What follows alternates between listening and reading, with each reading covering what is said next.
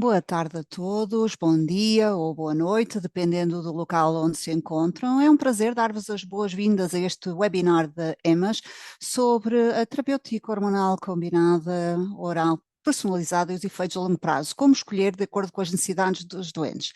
Tenho o prazer de ter duas excelentes oradoras connosco hoje. Vou apresentar a primeira oradora em breve. Antes de mais, queria apenas informar-vos que temos interpretação disponível em mandarim, português, russo, espanhol e ucraniano. Cliquem no botão adequado para poderem ter acesso à língua que pretenderem. Quando quiserem fazer perguntas, por favor, utilizam a secção Q&A, o botão que está no fundo do vosso ecrã para as perguntas. Se quiserem fazer algum comentário, coloquem-nos no chat, mas os comentários não vão ser respondidos. Qualquer pergunta que tenham, coloquem na secção Q&A e teremos todo o gosto de as responder durante o período de perguntas e respostas. A regravação vai ser disponibilizada em breve, como é habitual, no website da EMAS. É um grande prazer apresentar-vos a primeira oradora, professora Larissa Mishenko, de Kiev, na Ucrânia, do Departamento de Hipertensão Arterial e Patologia Comórbida, e é profissional de medicina da cardiologia, e é um prazer tê-la connosco para nos falar sobre os efeitos cardiovasculares. Muito obrigada por me receberem.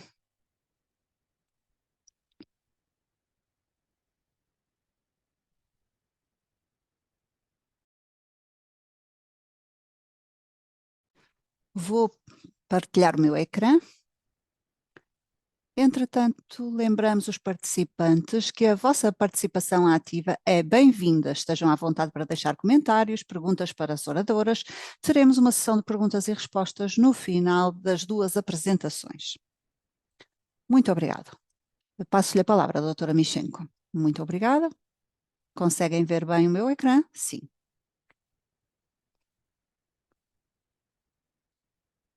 Tenho muito gosto em estar aqui para poder partilhar convosco os benefícios cardiovasculares, as limitações e as indicações para a terapêutica hormonal da menopausa, do ponto de vista de um cardiologista. Temos aqui as minhas declarações de interesse, mas comecemos pela epidemiologia. A doença cardiovascular continua a ser a principal causa de morbilidade e mortalidade das mulheres nos Estados Unidos e em todo o mundo.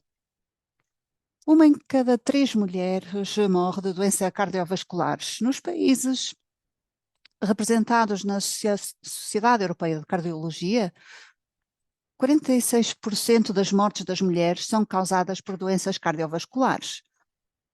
E como podemos ver, é mais significativa do que no caso das mulheres. A idade é um dos principais fatores de risco para o desenvolvimento de doenças cardiovasculares em ambos os géneros. Nos homens, morbilidade e mortalidade associada às doenças cardiovasculares aumentam constantemente com a idade. No entanto, nas mulheres, o início da menopausa é um fator, é um ponto de viragem no aumento da incidência das doenças cardiovasculares. Embora antes da menopausa as mulheres estejam protegidas, depois da menopausa há mais consequências do que no caso dos homens.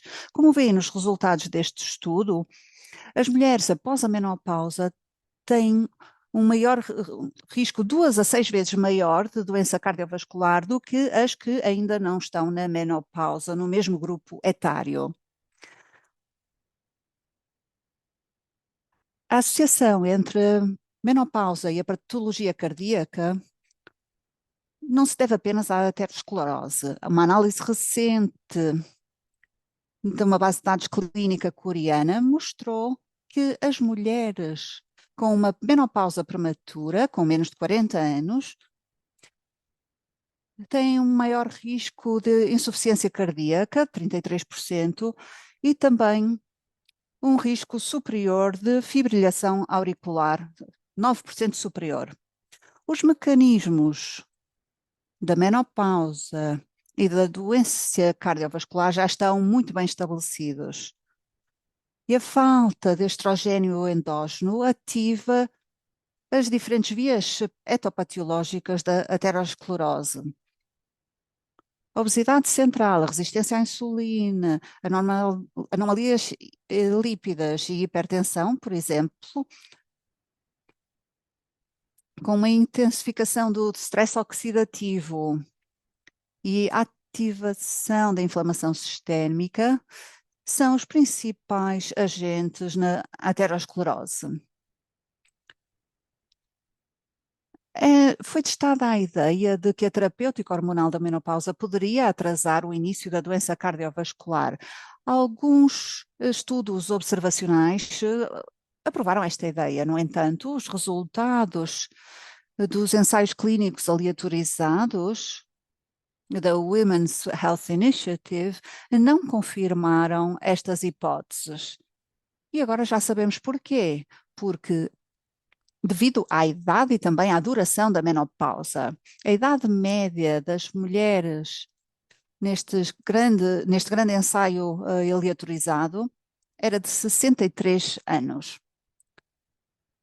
E talvez este facto seja a principal explicação para que os resultados deste ensaio não tenham sido positivos. No entanto, as análises futuras destes resultados abriram-nos uma janela de oportunidades para a terapêutica hormonal da menopausa.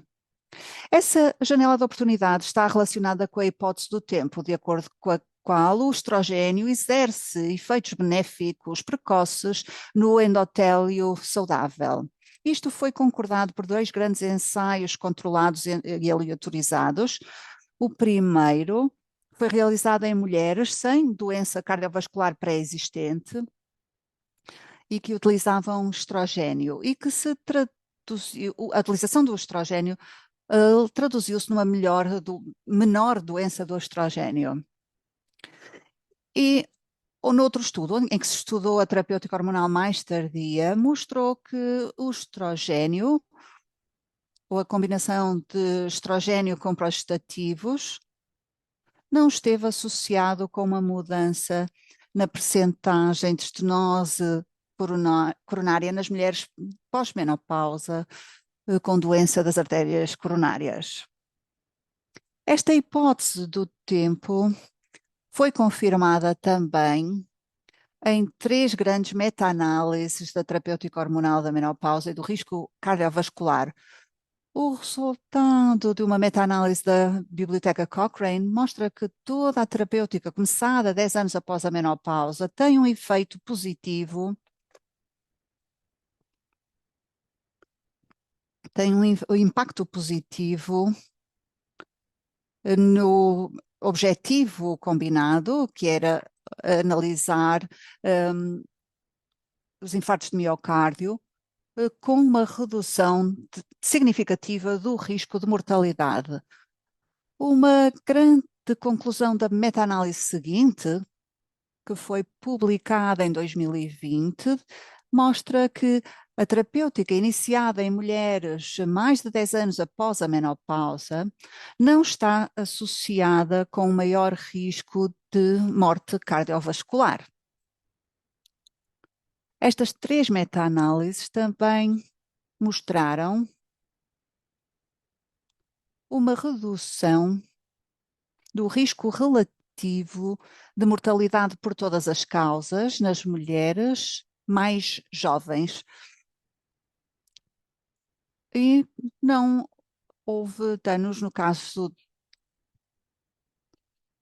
das mulheres com idade superior a 60 anos.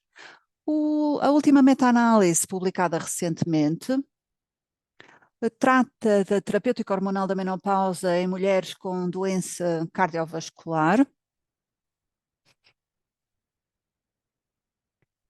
E esta meta-análise incluiu 23 ensaios clínicos aleatorizados e 6 estudos observacionais. E nesta meta-análise também se mostrou a ausência de diferenças significativas entre as utilizadoras de terapêutica hormonal e os controlos nos principais resultados como infarto de miocárdio, morte cardiovascular e AVC. Em relação aos resultados secundários, eram como, por exemplo, a isquemia, resultados que foram obtidos em mulheres com doenças cardiovasculares. Isto era algo que eu queria salientar.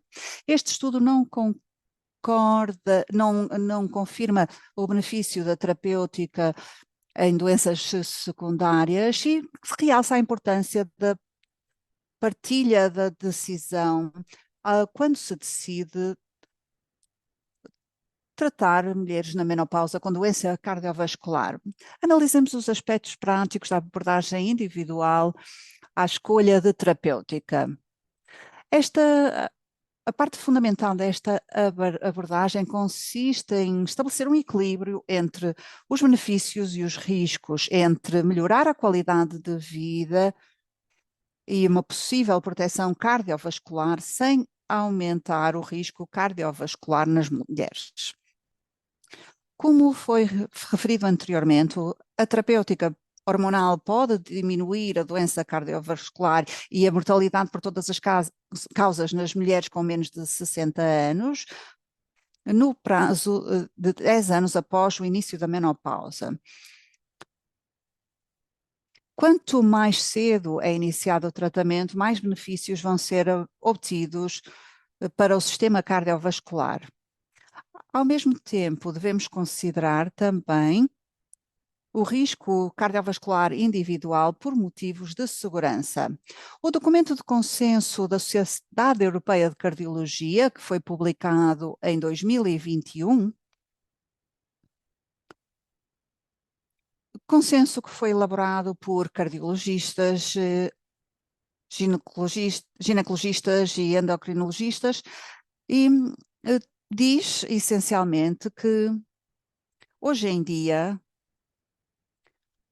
há apenas uma indicação para a terapêutica hormonal da menopausa, que é tratar os sintomas da menopausa e tratar os afrontamentos graves. A dose e o tipo de regime da terapêutica e a idade a que se inicia a terapêutica são muito importantes para a segurança da terapêutica hormonal. Outra questão muito importante é que antes de iniciar a terapêutica hormonal é necessário avaliar os fatores de risco cardiovasculares, devendo-se calcular o risco cardiovascular individual a 10 anos. Na maior parte dos casos, especialmente em casos de incerteza, devemos ponderar, medir o cálcio através de TAC, e esta estimação, este cálculo do risco é fundamental, porque a terapêutica hormonal não é recomendada para mulheres com alto risco cardiovascular e mulheres que têm uma doença cardiovascular já comprovada. Passemos agora para o primeiro passo, que é a estratificação do risco.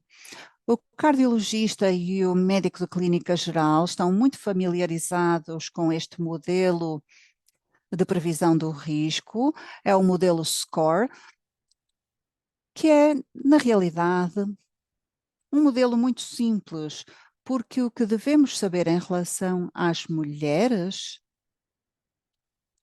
para quem queremos fazer uma estratificação do risco, é o nível de pressão sanguínea histórico, o nível de colesterol não HDL e também questões como o tabagismo e a idade da mulher. Há dois gráficos diferentes que permitem analisar o diferente risco cardiovascular na região europeia. Regra geral, a terapêutica hormonal não seria recomendada para mulheres com um risco alto ou muito alto, ou seja, que estão laranja e a vermelho nestes gráficos.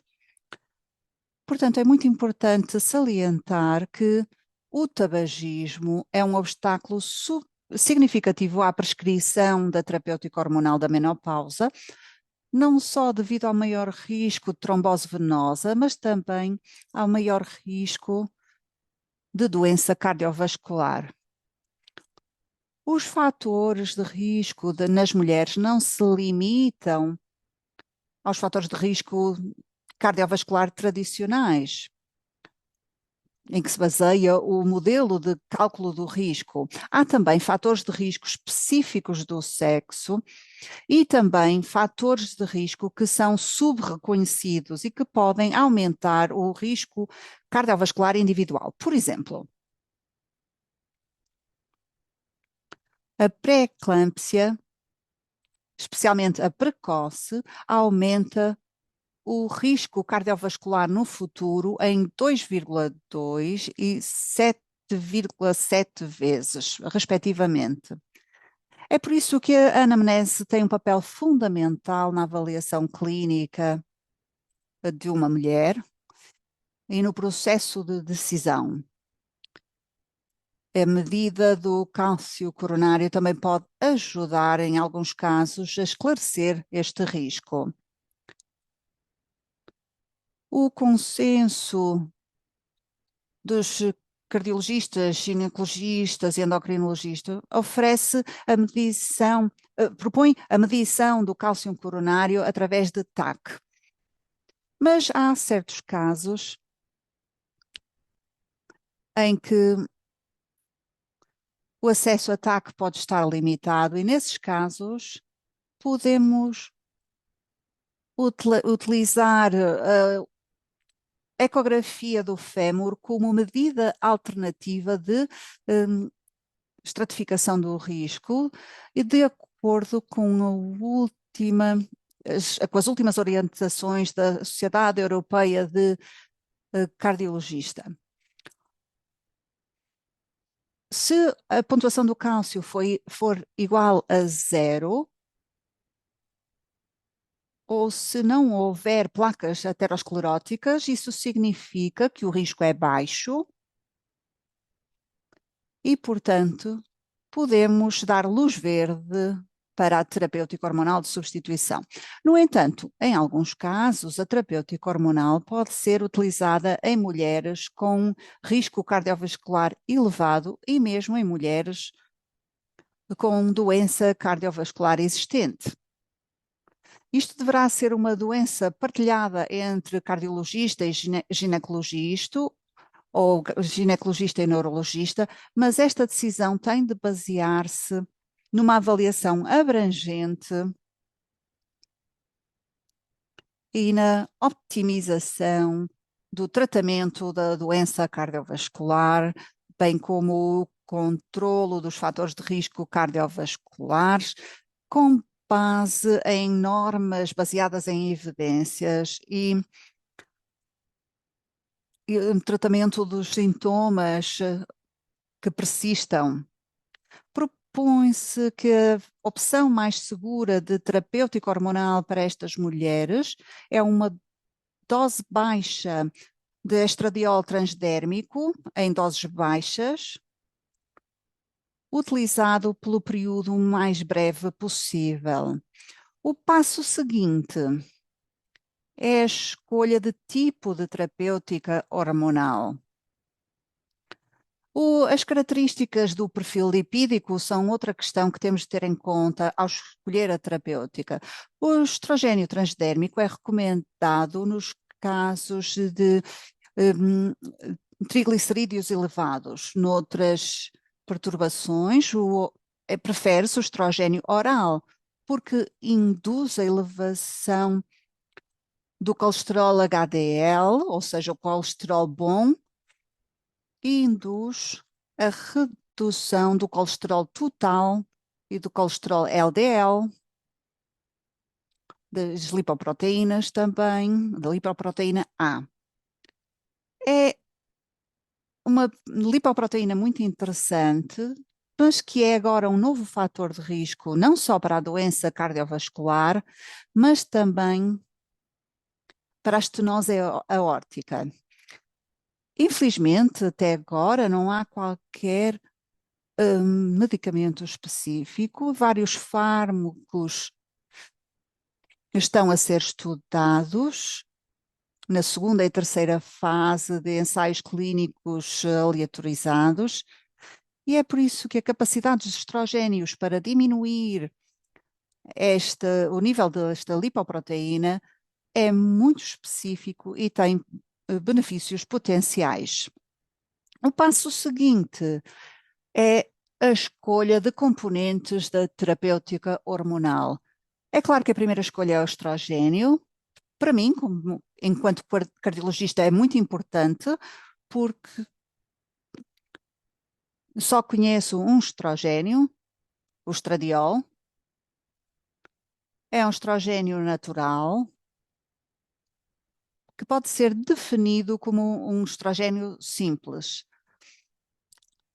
Além disso, a utilização deste estrogênio, do estradiol, é mais segura no que toca à trombose venosa e ao risco de AVC hemorrágico em comparação com o CCE. Todos nos lembramos que em vários estudos o CCE foi utilizado e poderá ser parcialmente responsável pelos resultados negativos destes estudos. Mas uma outra escolha é a escolha de progestativos. É uma escolha que não é muito difícil, é muito simples. A progesterona micronizada e a dihidrogesterona têm pouco ou nenhum efeito no perfil lipídico e podem ser preferenciais para as mulheres com dislipidemia se necessitarem de progesterona. Nos ensaios clínicos, podemos ver que a dihidrogesterona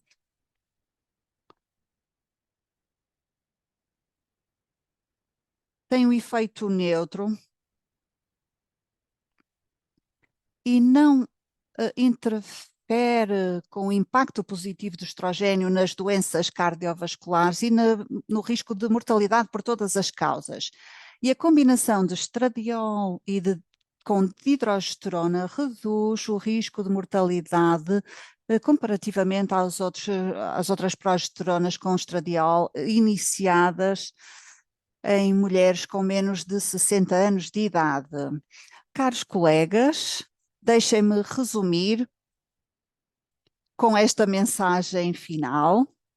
A terapêutica hormonal pode reduzir a morbilidade e mortalidade por doença cardiovascular se for iniciada durante o período precoce da pós-menopausa. Antes de iniciar esta terapêutica, deve ser calculado o risco cardiovascular individual a 10 anos. Ponderem medir o cálcio através de TAC quando houver incerteza relativamente ao risco individual, ao risco cardiovascular individual. As perturbações do perfil lipídico devem ser tidas em consideração na escolha de tipo de terapêutica. Nem todas as terapêuticas hormonais da menopausa são iguais. A combinação de estradiol e de hidrogesterona reduzem o risco de mortalidade comparativamente a outros progestativos com estradiol, quando iniciado em mulheres com menos de 60 anos. Muito obrigada pela vossa atenção. Muito obrigada, professora Michenko. Foi uma apresentação extremamente clara, esclarecedora em relação ao que diz respeito ao tratamento hormonal para a menopausa e as doenças cardiovasculares. Muitíssimo obrigado por tirar o tempo para nos fazer esta apresentação. Quero lembrar a todos que, se tiverem perguntas, usem o Q&A em vez do chat, por favor. E agora Vamos passar à próxima apresentação e deixar as perguntas então para o final. É um prazer apresentar a doutora Suvarna Kadilkar, que é a ginecologista no Hospital de Bombay. Tem um longo histórico de investigação na área da menopausa, um membro muito ativo da Sociedade Indiana da Menopausa. Professora, doutora Suvarna Kadilkar, passamos a palavra. Muito obrigada, doutor Tim e a EMAS, pelo convite para participar neste evento. Também à doutora Larissa pela sua apresentação. Eu vou falar sobre a terapêutica hormonal para a menopausa personalizada. Vou passar a apresentar o meu ecrã, a partilhar o ecrã para verem a minha apresentação.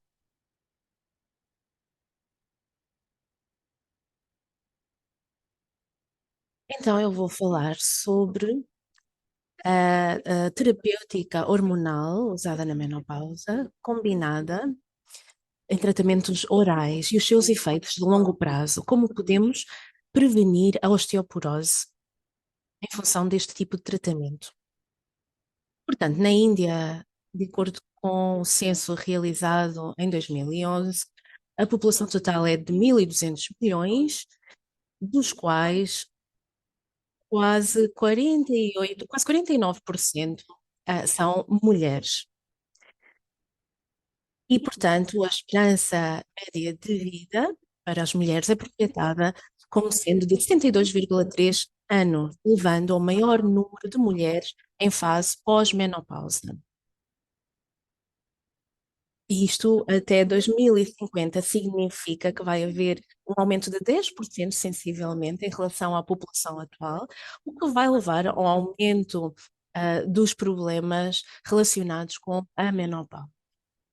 Se nós virmos a população a nível mundial em comparação ou a evolução das mulheres na idade pós-menopausa, temos aqui a comparação entre 1990 e noventa e a projeção para 2030, que é de 1.200 milhões, ao nível da população total, e esperamos, portanto, que os países desenvolvidos tenham 24% da população até 2030, em termos de mulheres em fase pós-menopausa.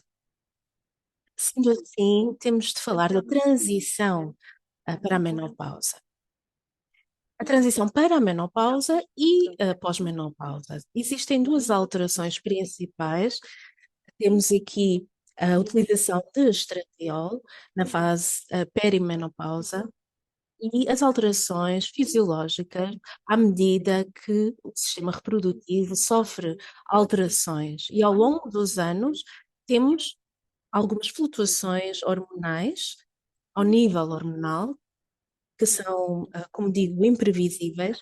Ao nível da menopausa, temos, portanto, a cessação total da menstruação, com alterações também ao nível hormonal, que diz respeito também ao aspecto folicoestimulante. Depois temos aqui uma imagem ao nível global do que acontece na idade média para a menopausa, para o início da menopausa. Temos os países, por exemplo, da América Latina, 47,2, nos Estados Unidos, 49,1, na Rússia, 50, na Europa, 50,5, e na Índia, num dos nossos estudos, percebemos que a idade média é mais baixa, 46 anos. E, portanto, existe aqui uma enorme diversidade que foi detectada no que diz respeito à idade para o início. A média seria à volta dos 51 anos. Há alterações significativas no efeito do estrogênio na saúde óssea e, portanto, os efeitos do estrogênio, os principais efeitos do estrogênio, têm que ver com a atividade osteoclástica, prevenindo a perda de massa óssea. Temos que considerar a questão dos osteócitos. Temos medicamentos que atuam ao nível de fortalecimento da massa óssea, dos osteócitos. Depois temos até a tentativa de regular a remodelação óssea para evitar a diminuição da absorção do cálcio. E depois temos os osteoblastos. E, portanto, se virmos para a saúde óssea em geral, temos uma perda significativa de massa óssea e existe uma formação óssea muito mais lenta, com uma consequência que é a criação ou a existência de ossos muito mais finos, muito mais frágeis, portanto. Isto está associado à perda de densidade mineral óssea, que começa logo com a transição para a menopausa. Existe um nível reduzido de estrogênio que leva à perda de massa óssea. Até 20% da perda óssea pode acontecer durante a menopausa e, portanto, é uma doença silenciosa que é determinada pela primeira fratura ou pela medição da massa, da densidade óssea. E, portanto,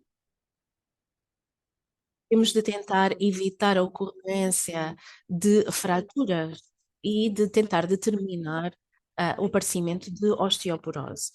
Temos exames e medicação que podem ajudar a prevenir a perda de massa óssea. Temos sintomas comuns que se verificam e que temos de manter em mente. É preciso considerar a existência de osteoporose, que causa dor nas costas.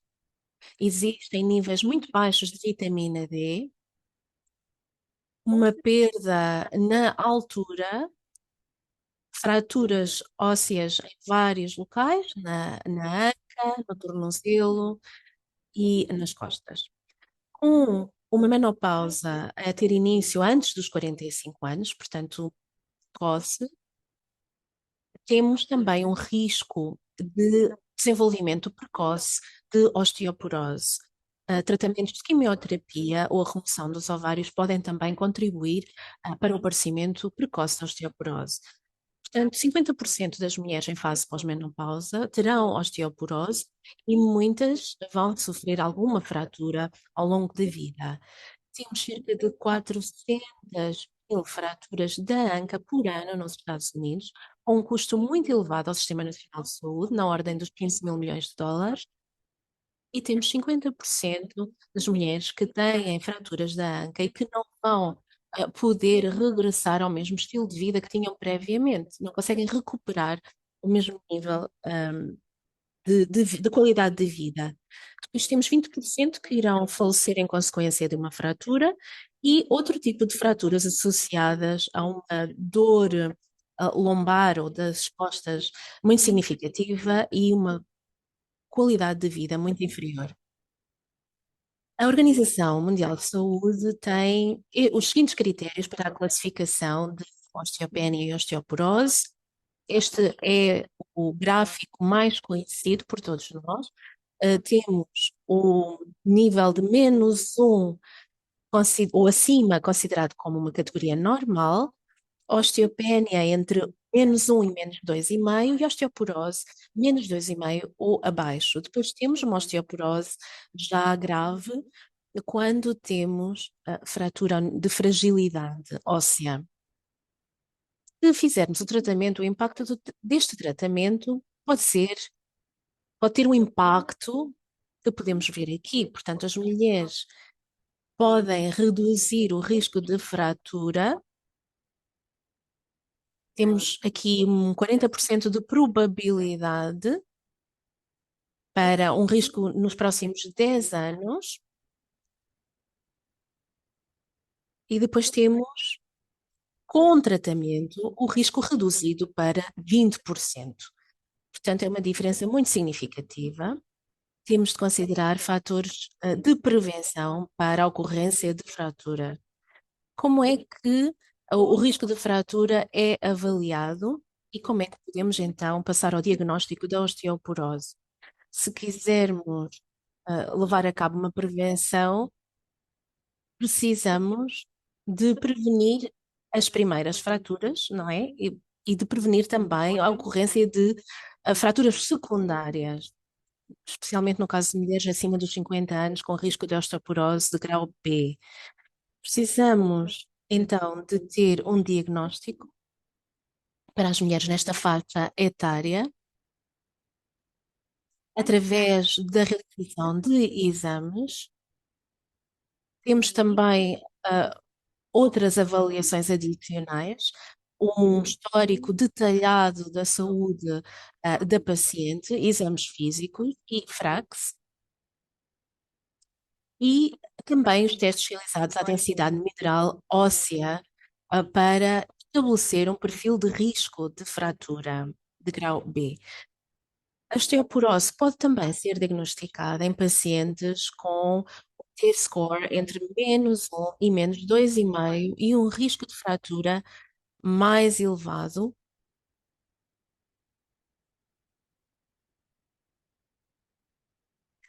Portanto, com o nível estabelecido entre -1 e -2,5, no caso da osteopenia, e também a utilização de FRAX de grau B para diagnosticar a osteoporose. Portanto, fazer a medição e a manutenção da saúde óssea é extremamente importante. Como é que isso pode ser feito? Manter o tratamento com hidroxivitamina D, 25.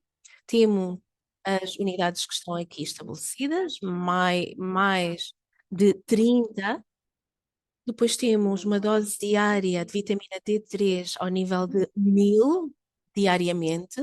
Outras alterações de estilo de vida podem ajudar a melhorar a saúde óssea, a realização de exercício, de resistência, de equilíbrio e também de pesos, realizar movimentos em segurança para prevenir as quedas. Todas estas medidas, são muito importantes para reduzir o risco de fratura. Também é muito importante adotar estas medidas a nível diário na nossa vida para que possamos diminuir os riscos, especialmente de queda. Também manter uma dieta equilibrada, apanhar sol, prevenir a obesidade, evitar o fumo, não fumar. Depois vamos analisar quem é que precisa este tipo de terapêutica com o uso de fármacos. Esta utilização de fármacos é recomendada para pacientes com osteopenia ou com baixa densidade mineral óssea, com histórico de fraturas na anca, por exemplo, com um T-score de -2,5 ou inferior. E temos também o nível de -1 a -2,5, se realizarmos o estudo para a probabilidade de 10 anos com fratura osteoporótica maior, igual ou maior a 20%. E depois temos também a probabilidade de 10 anos de fratura da anca igual ou superior a 3% no caso dos Estados Unidos. Qual é o papel, então, da terapêutica hormonal? Temos a prevenção da osteoporose como sendo uma prioridade. Quais são as opções de gestão? Temos aconselhamento, dieta, realização de exercício, alterações no estilo de vida. Depois temos outros tratamentos não farmacêuticos, sem a utilização de fármacos, como a terapia cognitivo comportamental, terapias hormonais com estrogénios, por exemplo. Com outros pacientes, há três condições que temos de considerar para a iniciação da terapêutica hormonal: para a atrofia urogenital, para o alívio de sintomas e para a prevenção da osteoporose com as mulheres que têm um risco superior de osteoporose e para a manutenção da saúde óssea e prevenção da perda da densidade mineral óssea. O papel da terapêutica hormonal na fase após-menopausa, no que diz respeito à osteoporose, de acordo com este estudo, é que a terapêutica é eficaz para a prevenção da osteoporose na pós-menopausa e só deve ser considerada para mulheres com risco significativo de de osteoporose, com tratamento não hormonal. As mulheres, existem dois grupos de mulheres. Mulheres que não pretendem iniciar a terapêutica hormonal, porque em alguns casos a terapêutica hormonal não é tão eficaz, especialmente no que diz respeito aos sintomas vasomotores. Neste caso, o papel da terapêutica hormonal pode ser usado para a prevenção de todo o tipo de fraturas nas mulheres na fase pós-menopausa, com o risco elevado de fratura, e também mulheres com menos de 60 anos e menos de 10 anos desde o início da menopausa, mulheres nas quais a utilização de bisfosfonatos ou de denosumab não é o mais indicado, e mulheres que tenham sintomas vasomotores. Portanto, esta é a abordagem que nós recomendamos. Temos uma abordagem pragmática em que a osteopenia que não indica a utilização de fármacos osteotrópicos ou em que haja uma intolerância a este tipo de fármacos, com osteoporose, com fraturas atípicas e osteoporose refratória. Neste caso, podemos então ter uma abordagem mais pragmática. A terapêutica hormonal, como primeira linha de tratamento na gestão de sintomas de menopausa, todas estas sociedades da menopausa recomendam a terapêutica hormonal para controlar os sintomas vasomotores, sintomas genitourinários e existe também aqui acordo ao nível de iniciar a terapêutica hormonal para os sintomas vasomotores, sem dúvida. E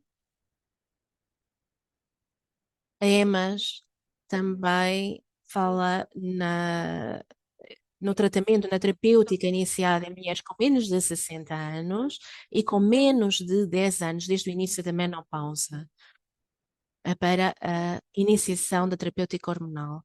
Portanto, a individualização do tratamento depende muito do estado ao nível de esterectomia, se o útero já está ausente ou não. No caso de já ter sido realizada a esterectomia, então a utilização de estrogênio é suficiente.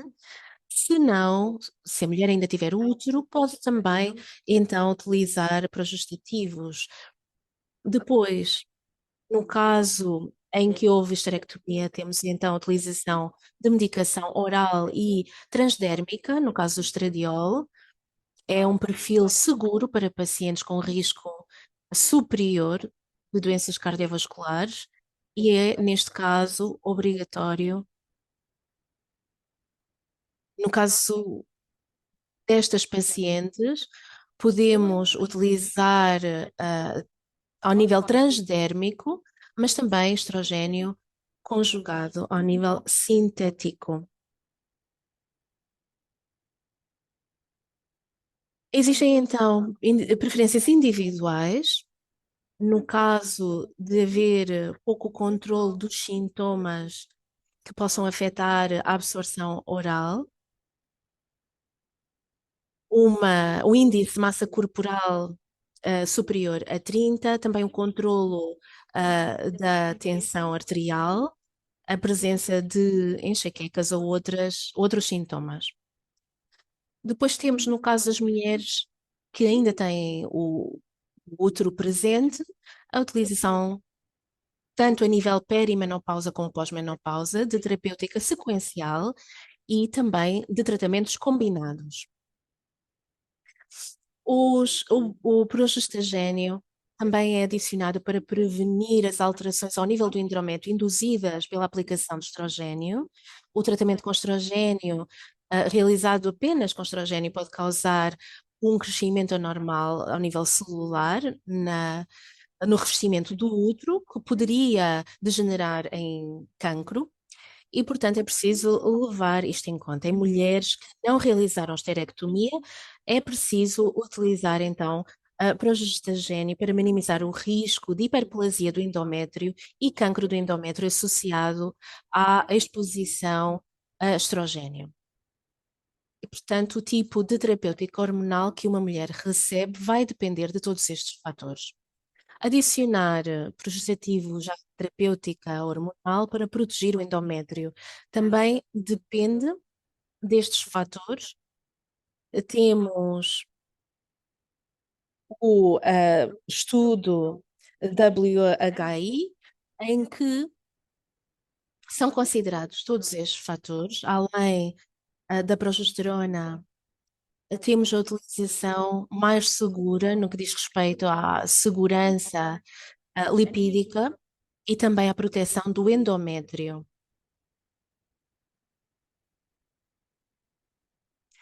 Portanto, a incidência também tem de levar em conta a hiperplasia simples ou complexa, e se o nível de estrogênio não for muito alto, então temos a comparação com o tratamento placebo. Nem todos os estrogénios são a mesma coisa e, portanto, os tratamentos mais eficazes são os seguintes. Todos os tipos são eficazes para o alívio, por exemplo, de afrontamentos. Há um composto que não é encontrado na mulher, é necessário algum metabolismo no organismo, é muito próximo do estrogênio natural e pode ser definido como um estrogênio simples que tem menos impactos no fígado e nem todos os progestativos também são iguais, portanto temos diferentes progesteronas. Atualmente temos a dihidroesterona e a progesterona micronizada que têm um bom perfil de segurança e, portanto, induzem uma mudança de características no endométrio, são selecionados para utilização na prática clínica com base nos seus outros efeitos biológicos e a dihidroesterona é altamente seletiva para os receptores da progesterona, portanto, reduz o risco de efeitos adversos. Portanto, a dihidroesterona em doses terapêuticas não bloqueia a ovulação, não há ação antigonadotrópica, não há efeitos estrogénicos nem androgénicos e não há atividade glutacorticoide e, portanto, é relativamente seguro. Há dados clínicos sobre a combinação da terapêutica hormonal com estradiol e dihidroesterona na prevenção da osteoporose e podemos ver que a prevenção da osteoporose com terapêutica hormonal sequencial nas mulheres na perimenopausa tem estes resultados, como visto neste estudo em vários centros, com 595 mulheres pós-menopausa aparentemente saudáveis, que tomavam estradiol em 1 miligrama ou 2 miligramas oral contínuo, com dihidroesterona durante 2 anos, e que tiveram uma massa óssea cada vez maior na coluna lombar e no colo do fémur ao longo de 2 anos. E também é eficaz para conservar a coluna lombar e a massa óssea do fémur proximal. Este é o meu último slide. É um slide muito importante para as mulheres na pós-menopausa. Se administrarmos estradiol e dihidroesterona, estes são os vários benefícios a longo prazo que eu vou ignorar. Mas todos sabemos que a doença cardiovascular tem sido a causa principal de mortalidade, como já foi referido pela oradora anterior, portanto vou avançar este slide, são slides muito comuns aos da apresentação anterior, vou avançar tudo isto. Há diferentes recomendações baseadas em evidências para incentivar a utilização de terapêutica hormonal por parte de várias sociedades, a fim de prevenir a osteoporose. A terapêutica hormonal é útil. Muito obrigada. Muito obrigada pela sua apresentação tão abrangente. Temos cerca de 100 pessoas neste no webinário, portanto seria muito bom termos perguntas. Coloquem as perguntas na seção de perguntas e respostas. Poderá haver mais. Coloquem aí as vossas perguntas. Temos aqui duas especialistas a nível mundial, portanto, aproveitem para fazer perguntas. Vou passar imediatamente à primeira pergunta que está relacionada com a doença cardiovascular. Para si, Larissa. As doentes que têm atualmente angina ou antecedentes de infarto de miocárdio podem fazer terapêutico hormonal de substituição? Talvez pudesse responder primeiro a esta pergunta. Sim, a primeira pergunta é a mais difícil. É claro que é uma pergunta para o consenso de cardiologista e ginecologista. Só se outros tratamentos dos sintomas da menopausa sem estradiol não forem eficazes, é que poderemos ponderar a terapêutica hormonal da menopausa. Agora temos um consenso sobre os critérios de elegibilidade. Podemos optar por uma terapêutica hormonal e se essa decisão for tomada, será sob a via transdérmica. Queria apenas dar seguimento a esta pergunta. Dos seus slides mostrou a meta-análise da terapêutica hormonal em mulheres que já tinham tido eventos cardiovasculares. A minha interpretação é que não mostrou qualquer efeito adverso, mas também não mostrou benefícios. Será que isso é suficiente para dizer que não devemos prescrever terapêutica hormonal a essas mulheres? Ou apenas nos diz que não vai dar os mesmos benefícios? Ao nível individual, podemos ter uma mulher muito sintomática que, por acaso, teve um infarto do miocárdio no passado. Significa que não pode ter a terapêutica, mas temos de ter apenas em mente que os benefícios podem ser menos. Para mim, significa que, de qualquer caso, de qualquer forma, devemos considerar a melhor opção para a mulher. Como é evidente, devemos ter em conta os riscos, mas, ao mesmo tempo, há um grande problema com os afrontamentos graves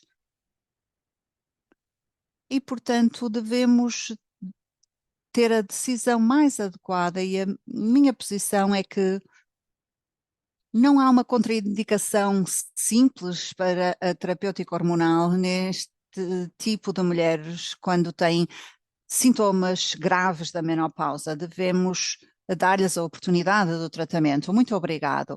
Outra pergunta relacionada com isso: se há riscos de iniciar o estrogênio transdérmico e progesterona micronizada numa mulher com cardiomiopatia e mais nenhum outro fator de risco, uma mulher de 50 anos? Claro que depende do tipo de cardiomiopatia. Se tratar de uma cardiomiopatia metabólica, sem complicações cardíacas, com uma fração de ejeção normal e sem qualquer outro fator de risco, não há qualquer limitação para a terapêutica hormonal da menopausa. Uma pergunta para Cis Subarna. Qual seria o seu conselho? Recebemos muitas perguntas sobre as mulheres na perimenopausa e há muita informação sobre a menopausa e sobre os riscos da osteoporose que salientou. Mas as mulheres que estão na perimenopausa, será que têm um maior risco de osteoporose ou o risco só começa quando entram na própria menopausa?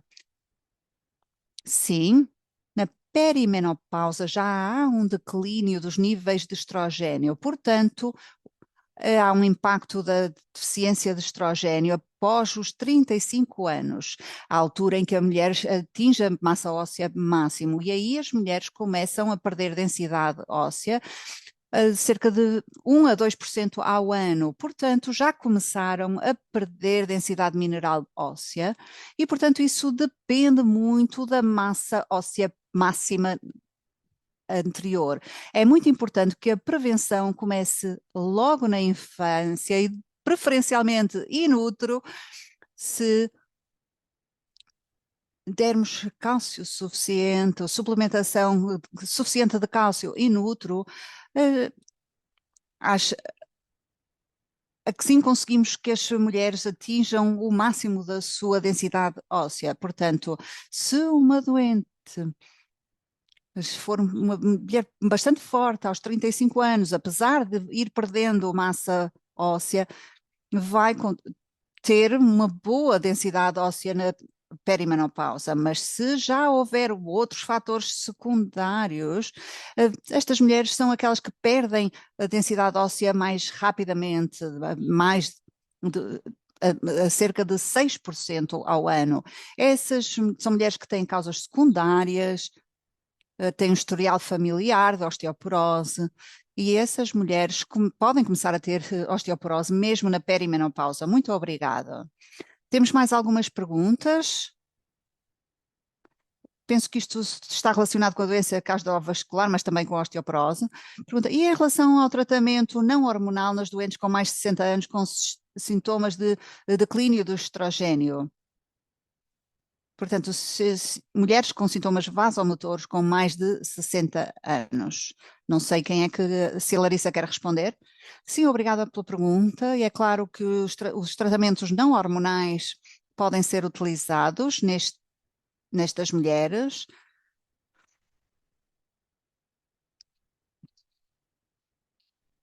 Podem ser antidepressivos, por exemplo. Em alguns casos, pode de facto ser uma terapêutica eficaz. Muito obrigado. Uma pergunta agora para a Silvana. Iniciaria o estrogênio transdérmico e a progesterona micronizada numa mulher de 59 anos que tem um baixo risco de osteoporose, não sei o que é que entendem por baixo risco, começou a menopausa aos 50 anos, portanto uma senhora de 59 anos que parece ter um baixo risco de osteoporose. Começariam com a terapêutica hormonal nessa fase? Penso que está na idade limite. Normalmente não optamos por iniciar a terapêutica depois dos 60 anos e ela já está com 59, porque se verificar que tem osteoporose, eu não percebi bem se ela tem baixo risco ou se já tem osteoporose. Se já tiver osteoporose aos 59 anos, então vai precisar de um tratamento de longo prazo e a escolha de fármaco seria diferente, mas se tiver boa densidade óssea aos 59 anos, não vamos começar com esta terapêutica, a não ser que tenha sintomas vasomotores da menopausa. Se for sintomática, sim. Mesmo aos 59 anos, podemos administrar a terapêutica hormonal. Normalmente, só devemos usar a menor dose possível pelo período de tempo mais curto. Portanto, damos o tratamento individualizado para aquilo que a doente precisa. Se só precisar do tratamento durante um período curto, assim será. Normalmente faço um desmame da terapêutica para não terem novos sintomas. Veio mais uma pergunta no chat, apesar de dizermos para não colocarmos as perguntas no chat, mas vou fazê-la porque parece-me que é muito importante e é uma pergunta final para as duas oradoras. A pergunta é como é que, embora os efeitos preventivos da terapêutica hormonal para muitas doenças crónicas, incluindo a osteoporose, estão bem comprovados, no entanto, os especialistas continuam a limitar as indicações às mulheres com queixas ou risco de osteoporose no prazo mais curto possível. Por que é que não viramos isto ao contrário e começar a terapêutica, a não ser que haja uma contraindicação? Não sei se a Larissa quer responder primeiro. Talvez a Silvana possa começar. Deixe-me olhar para a pergunta. Por que é que não invertemos a indicação, como no caso de outras perturbações endócrinas? Se não. Bem, o que estão a dizer, eu penso que o que a pergunta diz é que, e é muito pertinente, é que muitas das coisas que vêm dos diferentes estudos limitam a utilização da terapêutica hormonal para o alívio de sintomas no período mais curto possível. No entanto, as oratoras mostraram os benefícios para as doenças cardiovasculares e a osteoporose. A questão é porque é que não administramos terapêutica hormonal a toda a gente em vez de limitá-la às mulheres que são sintomáticas. Uma vez mais, temos de voltar ao ensaio da WHI, porque embora concorde que a seleção das doentes foi má, mas houve um aumento na incidência do cancro da mama. e também certos efeitos secundários. Agora, há muitas evidências que nos mostram que se iniciar a uma idade mais precoce, nestes efeitos secundários não surgem. Portanto, tudo isto tem muito que ver com a duração do tratamento. Cada caso tem de ser individualizado, não podemos dizer, generalizar que todas as mulheres devem receber, porque isto era o que se fazia há muitos anos, antes da WHI, antes de todas as mulheres na menopausa recebiam terapêutico hormonal, as pessoas estavam satisfeitas, mas depois leram sobre vários efeitos secundários e ficaram extremamente assustadas e deixaram de querer terapêutico hormonal. Ao mesmo tempo, cada vez vamos lendo mais na literatura que sim, é seguro, e depois os doentes voltam e dizem: por que é que eu não posso tomar? Tenho quase 60 anos, mas por que é que não posso tomar? Portanto, a não ser que haja mais evidências, não temos uma receita universal para toda a gente. Larissa, quer acrescentar alguma coisa? Queria apenas concluir dizendo que agora temos evidências apenas para e uma indicação definida. E esta é a principal limitação. Já mostramos a eficácia prognóstica da terapêutica hormonal apenas para algumas indicações, portanto, não é um tratamento para todos. Concordo plenamente e penso que o fundamental das vossas apresentações é que é necessário individualizar o tratamento e não generalizá-lo para toda a gente. Há aqui mais algumas perguntas que entraram no final, vamos analisá-las rapidamente. Uma mulher com menopausa prematura há 7 anos, com osteoporose na DEXA e dor lombar, será que a terapêutica da menopausa seria indicada em caso de fratura? Sim, sem dúvida. Todas as doentes que tiveram menopausa prematura, com menos de 45 anos, independentemente do estado, recomendamos a terapêutica hormonal até à idade da menopausa natural, porque estas são as mulheres que vão ter desenvolvido uma osteoporose grave na altura a que chegam à menopausa. Portanto, já terá tido perda óssea e podemos pará-la ao começar a terapêutica hormonal. Portanto, esta é uma das indicações da terapêutica hormonal para as mulheres que tiveram menopausa precoce. E assim conseguimos manter a sua saúde óssea, saúde cardiovascular através da administração desta terapêutica. Mas interrompemos a terapêutica quando chegam à idade da menopausa natural. Muito obrigado. Houve uma pessoa que voltou a esta última questão de que falámos, a dizer que não há risco de cancro se utilizarem hormonas bioidênticas. Eu vou responder a essa pergunta, eu próprio. Não, isso não é verdade, não há evidências conclusivas que as hormonas biossemelhantes não tenham efeitos. O facto de alguns estudos não terem mostrado nenhum aumento não nos permite concluir que sejam seguras. Portanto, penso que devemos pressupor que todas as terapêuticas hormonais da menopausa têm um risco ligeiramente aumentado de cancro da mama. Não podemos dizer que não há risco. Muito bem, vou concluir agora. Queria apenas agradecer às nossas duas oradoras, Larissa e Suvarna, pelas suas apresentações excelentes. Agradeço também a todos os participantes online e a quem nos ouvir mais tarde. Muito obrigado pela vossa participação. Juntem-se aos próximos webinários e agradeço uma vez mais e tenham um bom dia, uma boa tarde ou uma boa noite, onde quer que estejam. Muito obrigado.